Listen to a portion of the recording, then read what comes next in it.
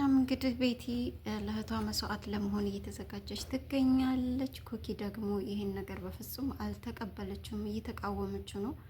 ቤቲም ሀሳቧ ልክ አይደለም። እህቷን ማስታመም ካለባት፣ ህይወታቸውን መቀየር ካለባቸው እንደ አይነት ነገሮችን ተጠቅመው ሳይሆን ሰው ሰርቶ ነው መቀየር ያለበት ብዬ አምናለሁኝ። እየሄዱበት ያሉት መንገድ የስተት መንገድ ነው። ይህን ነገር ተቀብለውትነት ይህን ታሪክ እየሄዱበት ይሆን? በዚሁ አጋጣሚ ደግሞ ሰውየውም የሚገዛቸው ወይ ደግሞ የሚሸጣቸው ሰውም ሂዷል ደርሷል እዛው ጋር። እናም ኮኪ ፖሊስ እጠራለሁ ስትል የምን አባሽ ፖሊስ ነው አርፈሽ ተቀመጭ እያለ ከባድ ማስጠንቀቂያ እየሰጣቸው ነበር ሰውየው፣ ወይም ደግሞ የእህታቸው ወላጅ አባት ማለት ነው። እናም ይሄ ነገር ወዴት እየሄደ ነው?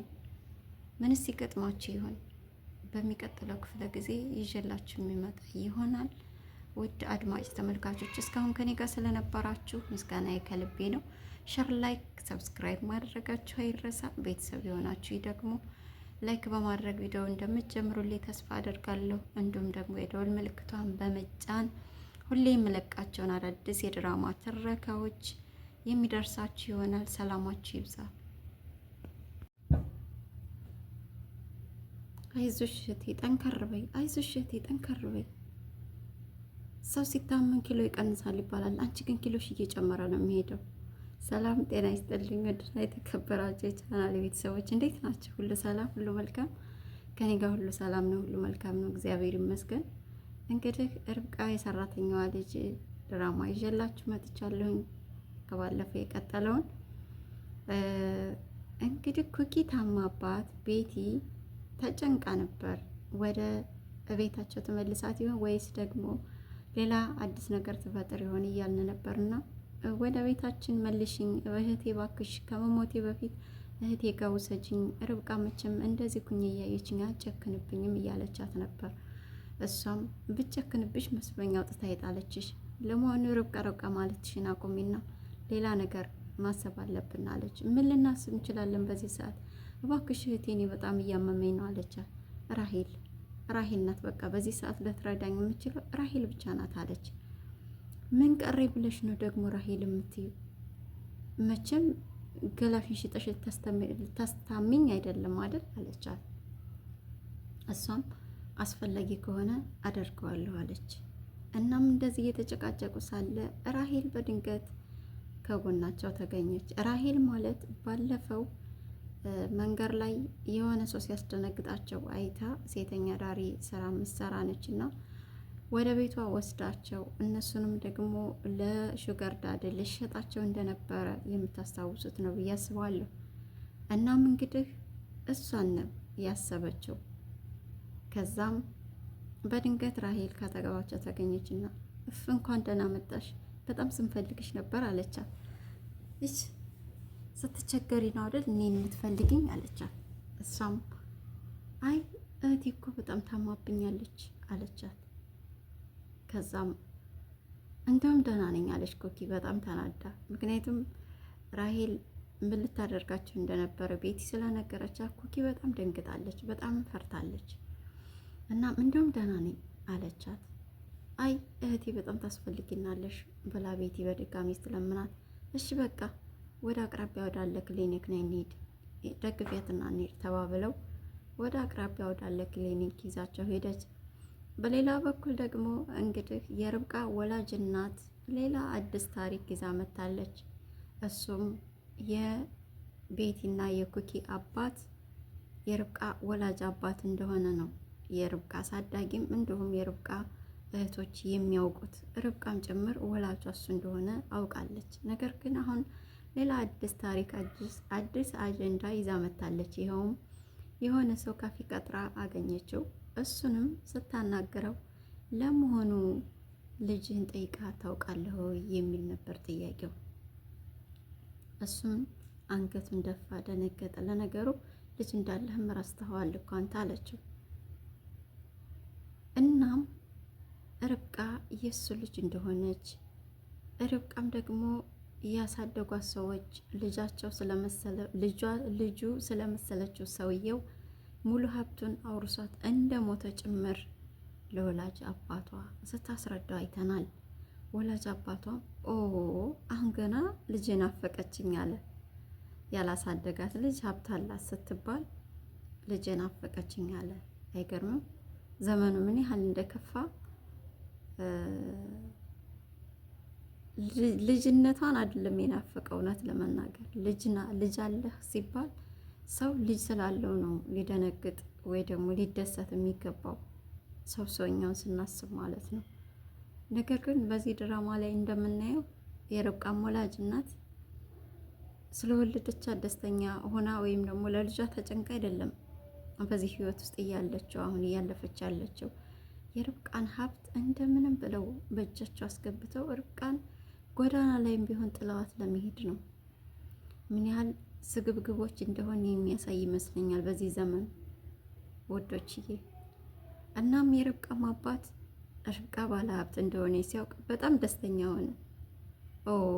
አሁን ግና ልጄ ናፈቀችኝ አላት።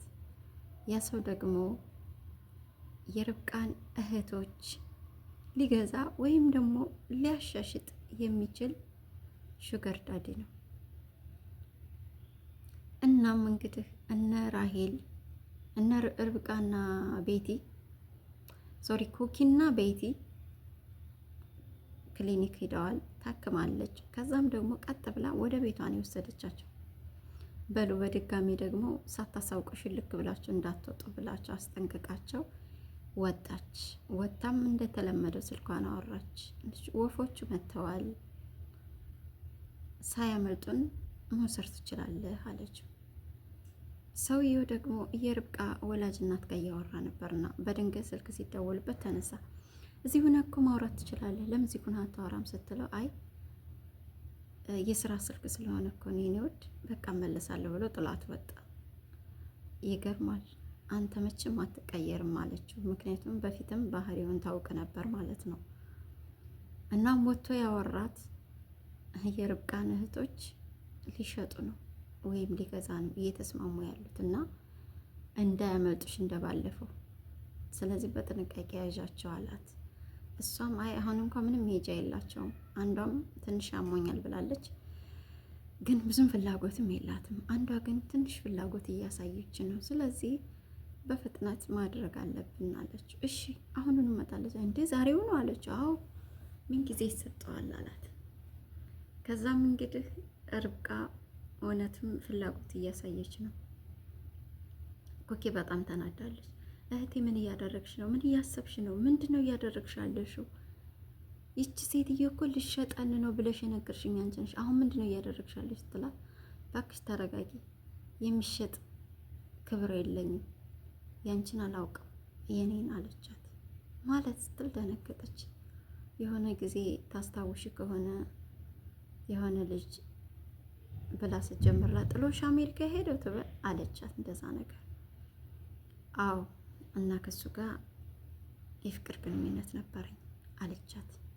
ከዛ ኮኪም ደንገጥ አለችና ግን ደግሞ የሴት ልጅ ክብር ድንግልና ብቻ እኮ አይደለም፣ ማነው ድንግልና ብቻ ነው ያለው ብላ ቤቲ ኮኪ በበሰለ አእምሮ በሚመስል ነው ስትናገር የነበረው።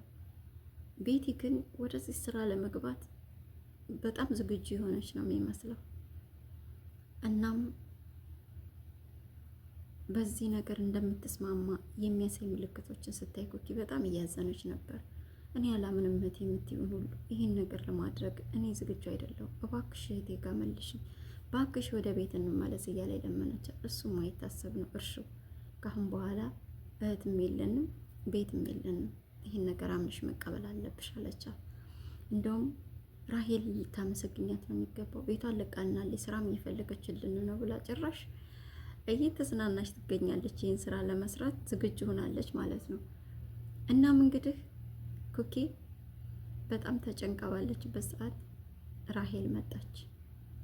ራሄልን ቤቲ ስታመሰግን ኩኪ ደግሞ በተቃራኒው አንቺ እኮ እንደዚህ ልሽጭ እናስበሽ ስታወሪ በስልክ ሰምተንሻል፣ ስለዚህ በጣም ባለጌ ሰው ነሽ፣ እንዴት እንደዚህ ታረገሽ፣ እንዴት በሴት ላይ ትጨክኛለሽ ማለት ጀመረች። እና ራሄልም እንግዲህ የነበረባትን የህይወት ውጣ ውረድ ወደዚህ ስራ እንዴት እንደገባች ለነሱ ለማስረዳት ሞከረች። ኩኪ ለምንድን ነው ይሄን ለኛ የምታስረጅን ስትል ቤቲ ደግሞ ሁሉም ሰው የራሱ የሆነ ቁስል አለው፣ መንገዱ የተለያየ ይሆናል እንጂ እያለች ርብቃን ተቀብይሻለሁ፣ ራሄልን ሀሳብሽን ተቀብይሻለሁ፣ ልክ ነሽ የሚል አይነት ምላሽ ያለው ይዘት እየመለሰችላት ትገኛለች። ኩኪ ደግሞ በዚህ ጋር በጣም በተቃራኒው ጎን ቁማ እየተከራከረች ነው የምትገኘው። ህመም ላይ ናት፣ የሚያግዛት የለም። እዚህ ጋር ደግሞ የምታርፍበት ቤት እንኳ የለም። ያለችው ራሄል ቤት ነው። ራሄል ደግሞ ስራዋና ስራዋ ይሄው ነው በቃ፣ ሌላ ነገር ምንም ነገር የለም። ስለዚህ ወይ በዚህ ነገር መስማማት አለባት፣ ከእህቷ ጎን መቆም አለባት፣ ወይም ደግሞ ቤቱን ለቀው መውጣት አለባቸው። ቤቱን ለቀው ለመውጣት እንኳ ራሱ የሚችሉበት ሁኔታ ነው ብዬ አላስብም። ምክንያቱም በራሄል ቁጥጥር ውስጥ ነው አለ አሁን ላይ። እናም እንግዲህ ቤቲ ዝግጁ ነች ለዚህ ነገር ግን እህቴ አንቺን ጫፍሽን የሚነካ ማንም የለም ብላታለች። እሷ እየሰራች እህቷን ለማስተዳደር ነው ያሰበችው። ይሄ ነገር ግን አዋጭ ነው አይደለም። አንደኛ